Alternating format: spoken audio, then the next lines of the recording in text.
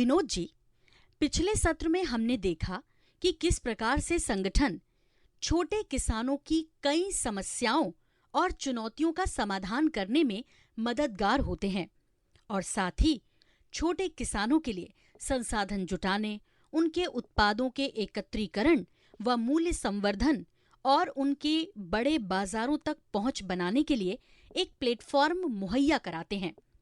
इस सत्र में मैं आपको भारत में किसान संगठनों के इतिहास के बारे में बताऊंगी।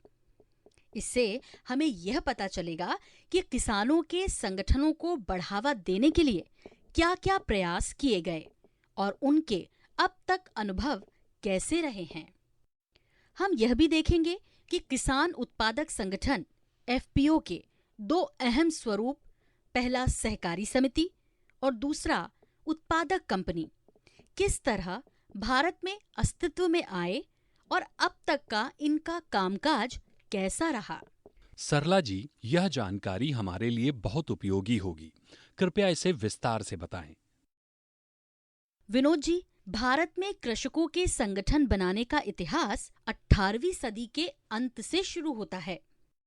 इंग्लैंड में रोचडेल सोसाइटी ऑफ इक्विटेबल पायनियर्स के अनुभव और जर्मनी में राइफसन मूवमेंट ने भारत में 1904 में कोऑपरेटिव क्रेडिट सोसाइटी एक्ट लागू करने का रास्ता साफ किया। शुरुआत में कृषक सहकारी संगठनों का गठन उन्हें साहूकारों के शोषण से बचाने के मकसद से हुआ।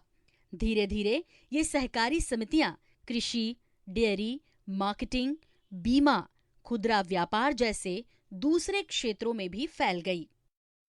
विनोद जी, समय के साथ कई दूरदर्शी नेताओं ने भारत में किसान संगठन या सहकारी समितियों के प्रचार प्रसार में भूमिका निभाई। अर्थशास्त्री डीआर गाडगिल ने सहकारी क्षेत्र में गन्ना कारखानों की स्थापना के लिए किसान नेता बाला साहेब विखे पाटिल को साथ लिया। उन्होंने पूरे महाराष्ट्र में बड़ी संख्या में गन्ना सहकारी समितियों की स्थापना की। एक अन्य दूरदर्शी किसान नेता त्रिभुवन दास पटेल ने गुजरात के खेड़ा जिले के डेयरी किसानों को सफलतापूर्वक संगठित करके आनंद मिल्क यूनियन लिमिटेड अमूल का गठन किया। विनोद जी, इतना ही नहीं, इन उत्पादक संगठनों को मजबूत करने और निजी क्षेत्र से प्रतिस्पर्धा करने के उद्देश्य से त्रिभुवन दास ने 1948 में एक युवा पेशेवर वर्गीस कुरियन को साथ लिया। वर्गीस कुरियन ने सरकार के सहयोग से पूरे भारत के सहकारी क्षेत्र में अमूल पैटर्न की शुरुआत करने के लिए पूंजी हासिल करने में कामयाब हुए और 1965 में national dairy development board (NDDB) की स्थापना की। इसके फलस्वरूप गुजरात के अमूल की तर्ज पर अनेक राज्यों में दुग्ध सहकारी समितियों की स्थापना हुई, जैसे कि मध्य प्रदेश में सांची, आंध्र प्रदेश में विजया, तमिलनाडु में आविन, राजस्थान में सरस, उत्तर प्रदेश में पराग और बिहार में सुधा आदि। भारत में सहकारिता को बढ़ावा देने में दूरदर्शी नेताओं द्वारा निभाई गई भूमिका अद्भुत है सरला जी। लेकिन क्या ये सभी सहकारी संस्थाएं अच्छा प्रदर्शन कर रही हैं? नहीं विनोद जी, ऐसा नहीं है।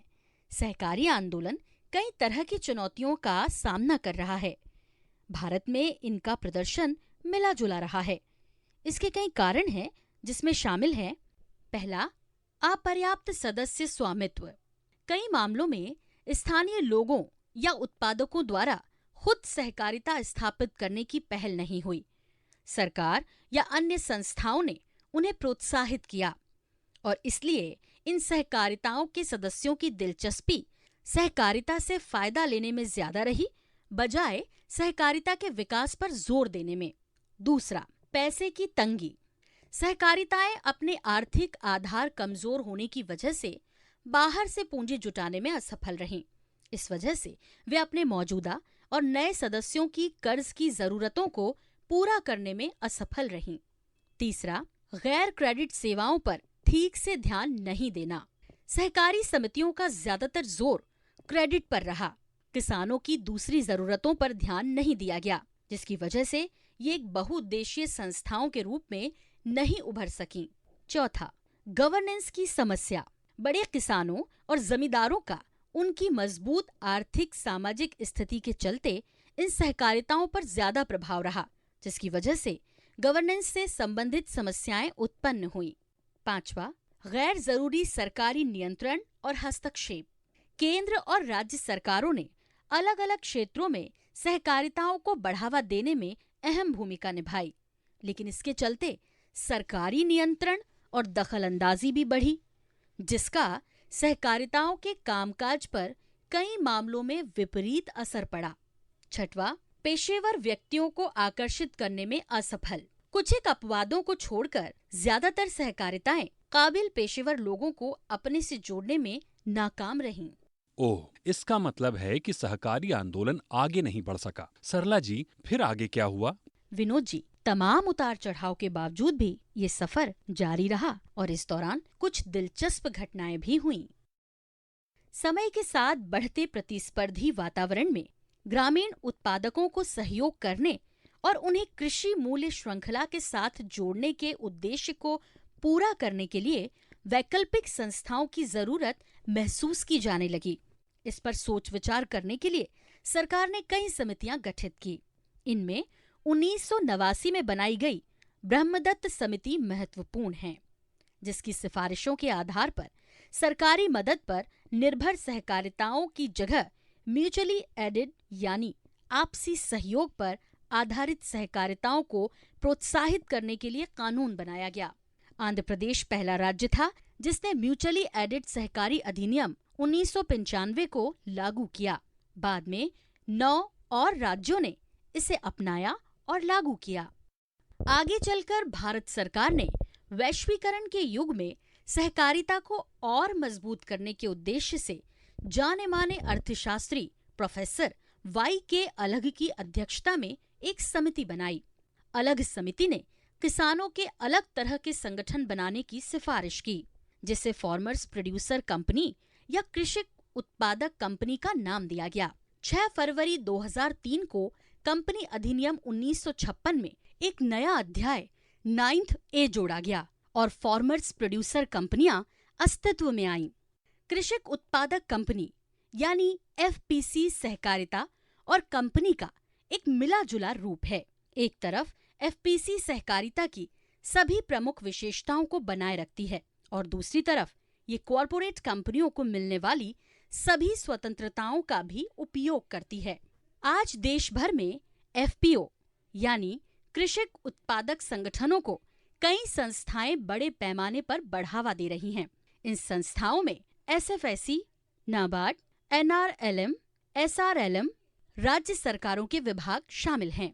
कॉरपोरेट्स भी अपने CSR के जरिए तथा बहुपक्षीय और द्विपक्षीय संस्थाएं, NGO जैसी कई एजेंसियां इस काम में जुटी हुई हैं। तो विनोद जी, आपने इस सत्र से क्या सीखा? क्या आप संक्षेप में बता सकते हैं?